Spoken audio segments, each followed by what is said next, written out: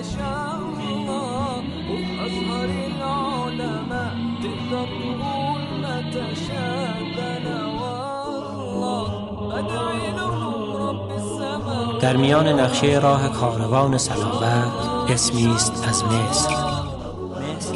همان سرزمینی است که روی امام علی علیه السلام مالک اشتر را برای حکمرانی به آنجا رهسپار کرد. لذا جامع الازهر تأسیس میشه. این جامع الازهر هم که میگن به نام مبارک حضرت زهرا سلام الله علیها هست، همون دانشگاه الازهر که فعلا با همین عنوان مطرح میشه. حالا نظر دلت را با خوانش نام زینب در آنجایی که میگویند زینبیه است ادا میکنی. وأقامت السيدة زينب في مكان خصص لها في القاهرة.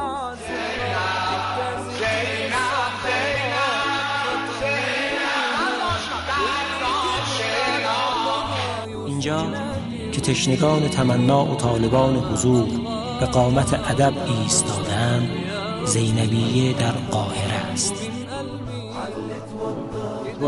ربنا بس يجعلنا مقبولين يا رب.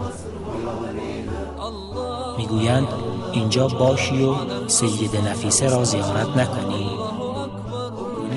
متبرک است به کلام پیامبر گرامی اسلام صلی الله علیه و آله و سلم.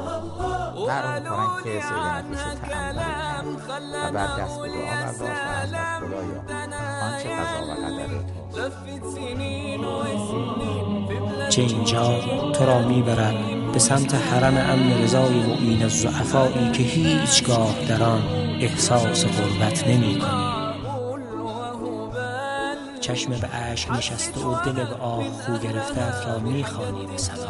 اینجا احتمال یک حضور بی نهایت است. به سردرد اینجای سفرت که مکانی است بزرگ در قاهره نگاه